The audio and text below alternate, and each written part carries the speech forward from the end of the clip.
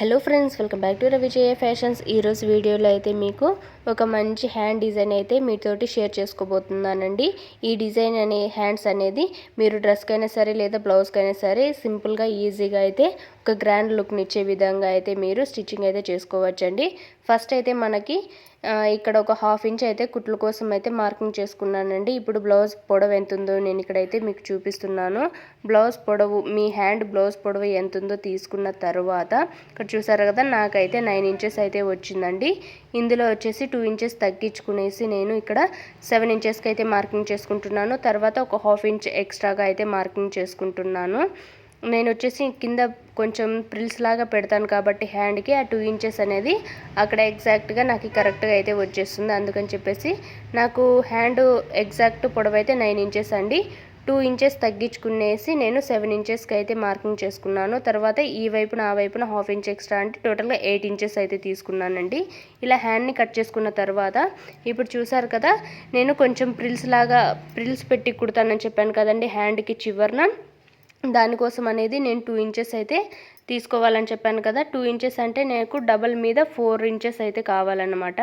నేను ఇక్కడ చూసారు కదా 4 ఇంచెస్కి అయితే మార్కింగ్ చేసుకునేసి ఈ విధంగా మనకి హ్యాండ్కి ఎంత పఫ్ అనేది ఎంత కుచ్చు కావాలో ప్రిల్స్ పెట్టి స్టిచ్ చేసుకోవడానికి అంత లైనింగ్ ఎంత పొడవు ఉంటే అంతా కూడా నేను కట్ చేసేసుకుంటున్నాను. అలా స్ట్రైట్ పిట్స్ కట్ చేసుకొని పక్కన పెట్టుకోండి. ఇప్పుడు వచ్చేసి క్యాన్వాస్ తీసుకునేసి డబల్ అంటే ఇక్కడ నేను డబల్ తీసుకున్నానండి. క్యాన్వాస్ని డబల్ తీసుకున్నానంటే ఇక్కడ మీకు 4 లేయర్స్గా అయితే ఉంటుందన్నమాట. ఇక్కడ చూసారు కదా, ఈ విధంగా నేను వీడియోలో చూపించిన విధంగా క్యాన్వాస్ హైట్ అనేది 7 ఇంచెస్ అయితే తీసుకున్నానండి.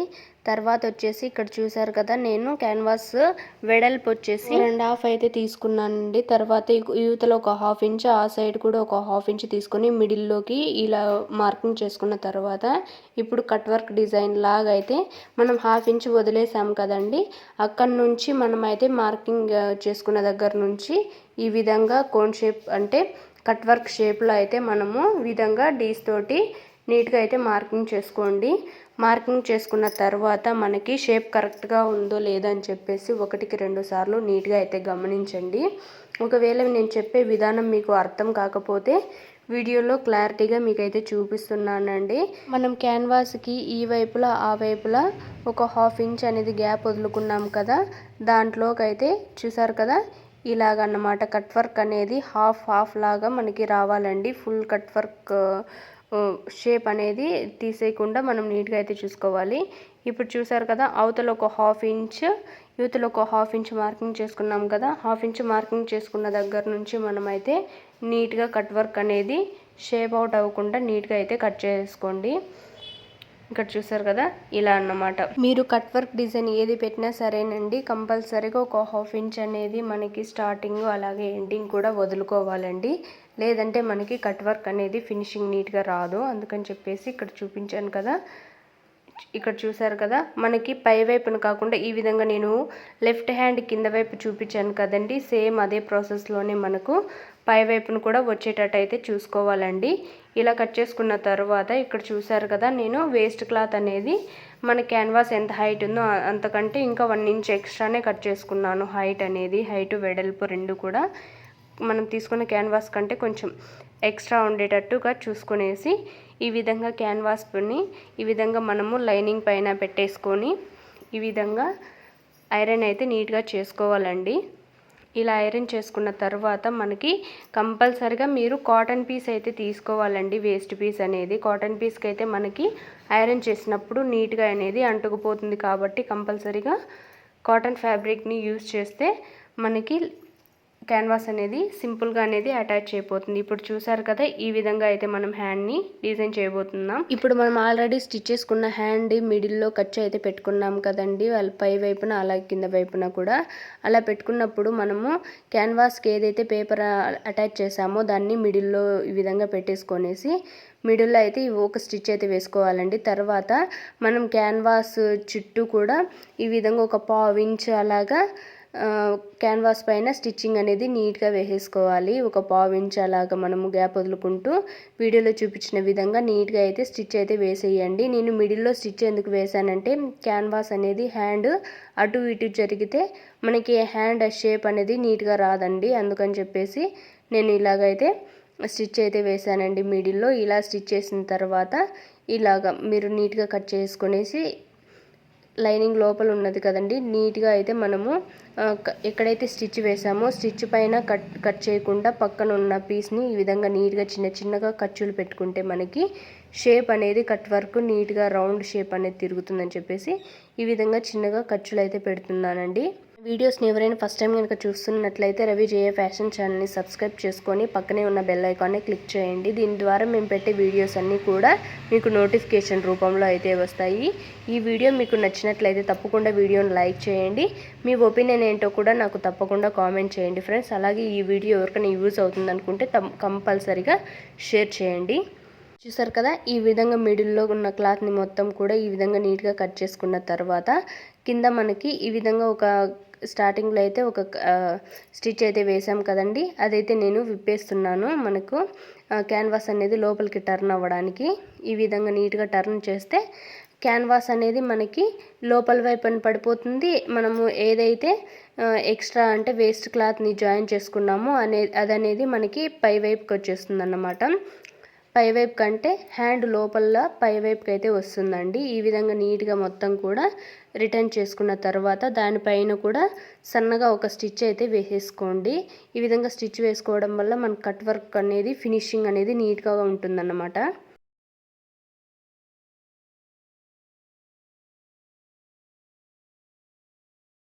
చూసారు కదండి, ఈ విధంగా కట్ వర్క్ చుట్టూ కూడా సన్నగా ఒక స్టిచ్ అయితే వేసుకోండి.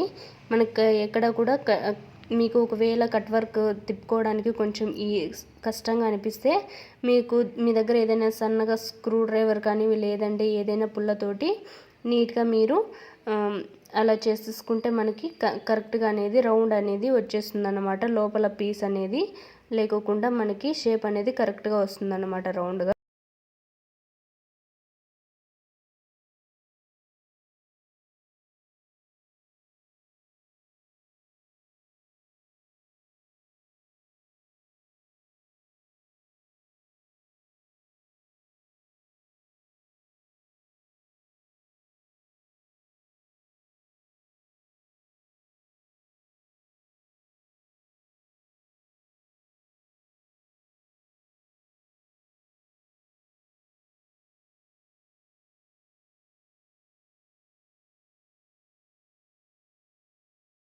చూసారు కదండి, ఇలా చుట్టూ కూడా స్టిచ్ చేసిన తర్వాత మనము పావించ్ అనేది ఎక్స్ట్రా క్లాత్ అయితే పెట్టుకున్నాం కదండి లోపల కాటన్ పీస్ని, దాన్ని ఈ విధంగా హోల్డ్ చేసేసి మనం నీట్గా అంటే చుట్టూ కూడా హ్యాండ్ డిజైన్ పెట్టాం కదా మిడిల్లో, దాని చుట్టూ కూడా ఈ విధంగా హోల్డ్ చేసేస్తే మనకి పీసెస్ అనేటివి ఎక్స్ట్రా ఉన్న పీసెస్ అన్నీ కూడా లోపలికి హోల్డ్ అయిపోయి ఫినిషింగ్ అనేది హ్యాండ్ నీట్గా ఉంటుందండి చూడడానికి. అందుకని చెప్పేసి ఈ విధంగా హోల్డ్ చేసేసి లోపల ఉన్న ఎక్స్ట్రా క్లాత్ని మొత్తం కూడా స్టిచ్ చేసేయండి. ఇలా స్టిచ్ చేసిన తర్వాత ఎక్స్ట్రా క్లాత్ ఏదైతే ఉందో దాన్ని మీరు హెమ్మింగ్ కావాలంటే హెమ్మింగ్ చేసేసుకోండి. నీట్గా అయితే హ్యాండ్ కనిపిస్తుంది. ఇప్పుడు చూసారు కదా, ఈ విధంగా మొత్తం అంతా కూడా రెడీ చేసుకున్న తర్వాత ఇప్పుడు వచ్చేసి మీకు ఇక్కడ మెజర్మెంట్కి ఇచ్చిన ఆల్ది బ్లౌజ్ని తీసుకునేసి దాన్ని మనకి హ్యాండ్ లూజ్ ఎంత ఉందో చూసుకునేసి ఎక్స్ట్రాగా మనము క్లాత్ ఎంత వదులుకోవాలో చూసుకునేసి ఇక్కడ మనము ఆల్రెడీ మనం 4 ఇంచెస్కి ఒక స్ట్రైట్ పీస్ని అయితే కట్ చేసుకున్నాం కదా, దాన్ని ఈ విధంగా చిన్నగా కుచ్చులు పెట్టుకుంటూ మనము స్టిచ్ అయితే చేయాలండి. నేను వచ్చేసి ఇక్కడ ఎక్స్ట్రా అయితే ఏం పెట్టుకోవట్లేదండి. మనకి హ్యాండ్ లూజ్ ఎంతైతే ఉందో స్టార్టింగ్ నుంచి నేను 2 వైపులా కూడా మార్కింగ్ చేసుకున్నాను కదా, ఎగ్జాక్ట్గా అక్కడికే నేనైతే మార్కింగ్ చేసుకునేసిన దగ్గరకే నేను ఇక్కడైతే కుచ్చు పెట్టేసి ఈ విధంగా మళ్ళీ కూడా దాన్ని కుచ్చుని ఈ విధంగా రిటర్న్ చేసుకునేసి ఖర్చు భాగాన్ని పై వైపున పెట్టేసి దానిపైన అయితే ఒక స్టిచ్ అయితే వేసేసానండి. అంతేనండి, సింపుల్గా అయితే మనకి మోడల్ హ్యాండ్ అయితే రెడీ అయిపోతుందండి. ప్లీజ్ అండి, ఈ వీడియో నచ్చితే మీకు తప్పకుండా వీడియోని లైక్ చేసి రవి జేఏ ఫ్యాషన్ ఛానల్ని సబ్స్క్రైబ్ చేసుకొని పక్కనే ఉన్న బెల్ ఐకాన్ని క్లిక్ చేయండి. అలాగే మీ ఒపీనియన్ ఏంటో కూడా నాకు అయితే కామెంట్ చేయండి.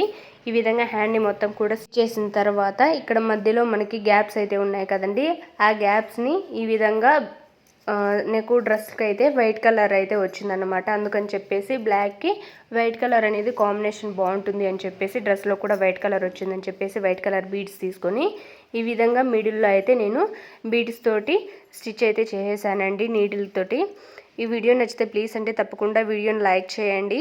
ఈ హ్యాండ్ డిజైన్ మోడల్ మీకు నచ్చిందో లేదో నాకు తప్పకుండా అయితే కామెంట్ చేయండి ఫ్రెండ్స్. మీరు సపోర్ట్ చేస్తే నేను తప్పకుండా అనేది సక్సెస్ అయితే యూట్యూబ్లో సాధించగలనండి. ప్లీజ్ అండి తప్పకుండా వీడియోని లైక్ చేసి మీ ఒపీనియన్ ఏంటో కూడా కామెంట్ చేయండి. మీకు నచ్చితేనే మన ఛానల్ని సబ్స్క్రైబ్ చేసుకోండి, వీడియోని లైక్ చేయండి. ఒకవేళ నేను చెప్పే విధానంలో ఏమైనా లోపం ఉంటే కూడా నాకైతే కామెంట్ చేయండి. నేను మ్యాక్సిమం మార్చుకోవడానికి ట్రై చేస్తానండి. హ్యాండ్ డిజైన్ నచ్చిందా?